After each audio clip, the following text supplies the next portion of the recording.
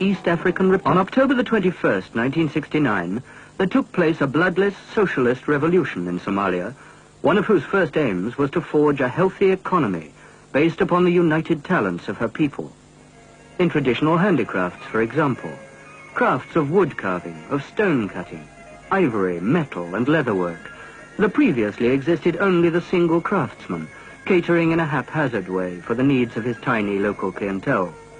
The revolution changed that, setting up fully equipped cooperatives, in which the craftsman's skills could be enhanced through contact with his fellows, in which he could create more and better goods for an expanding market, including a hard currency market overseas.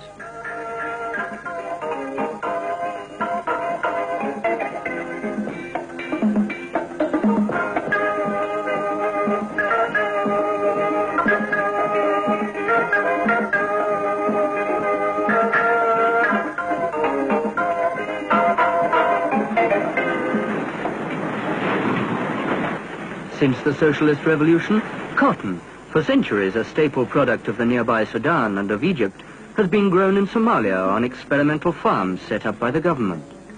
In the Shabelle region, the Somaltex textile factory at Balad was built and equipped with the most modern equipment.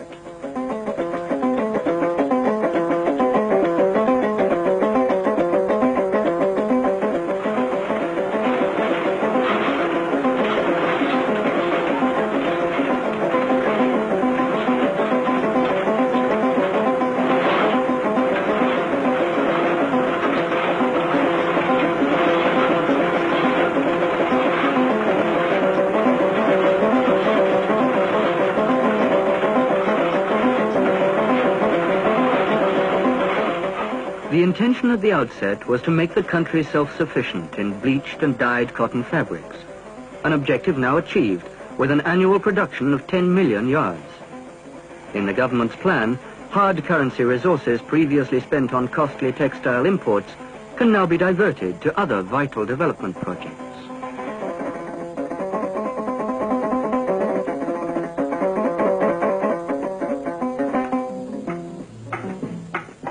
Weaving and pattern making have always been traditional Somali crafts, and the new freedoms offered by a domestic textile industry are encouraging still further these already developed skills.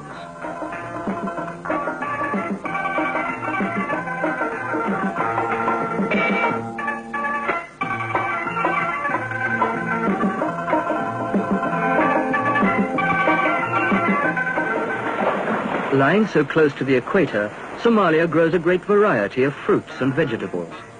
To package these for sale and export, the government built the huge Etop factory at Afgoy.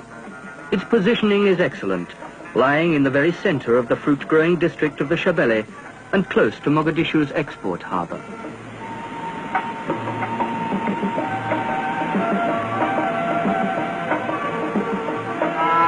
Somalia's greatest export is meat, not only as livestock, but also canned and processed.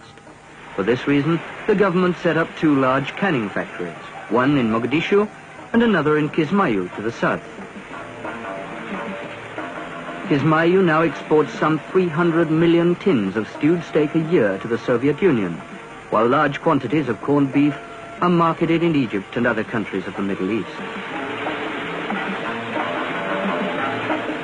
2,000 miles of coastline give Somalia a further natural resource to develop, and fish factories are a growing feature of her coastal towns.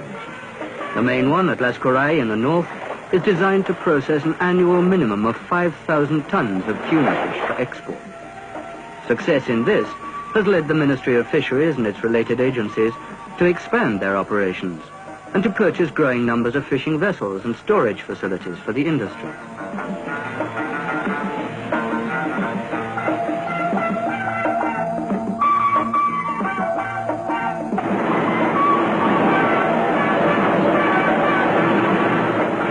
Before the revolution, Somalia's domestic needs were met almost entirely by costly foreign imports. Since 1969, she has gone a long way towards rectifying the situation. The Bail factory in the capital, for instance, now produces soap products, detergents and shampoos, sufficient to meet the entire country's needs.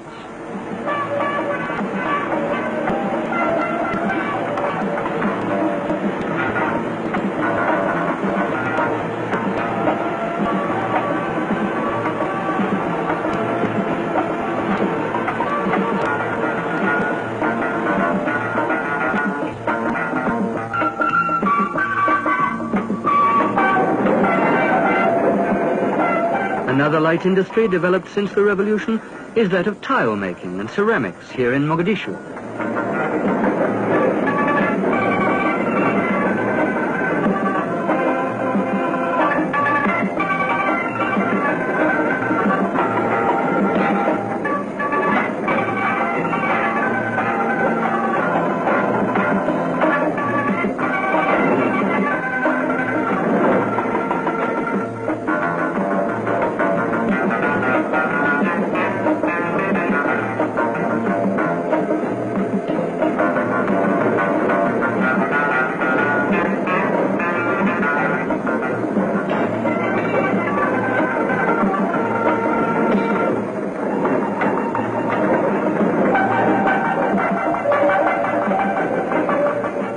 Made entirely from stone quarried locally in Burhakaba, the ceramics are the work of local craftsmen, encouraged by the flourishing industry. The finished product now meets not only the nation's needs, but also forms a small but useful source of hard currency revenue through export sales to Somalia's Arab neighbors.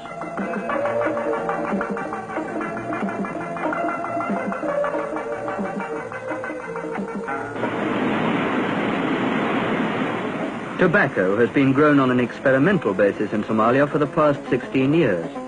Following the revolution, the government undertook to build a cigarette factory in Mogadishu that now turns out over 1 million cigarettes a day.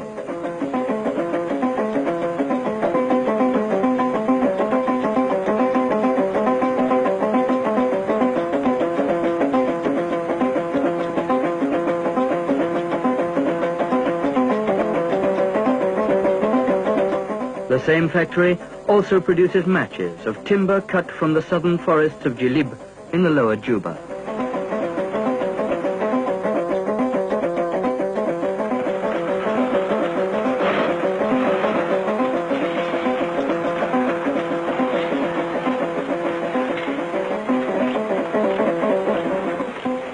This factory, recently built in Mogadishu, is designed to make pasta, spaghetti, macaroni, rigate, from Somali maize, with the aim of making the country self-sufficient in these very essential, very basic foodstuffs.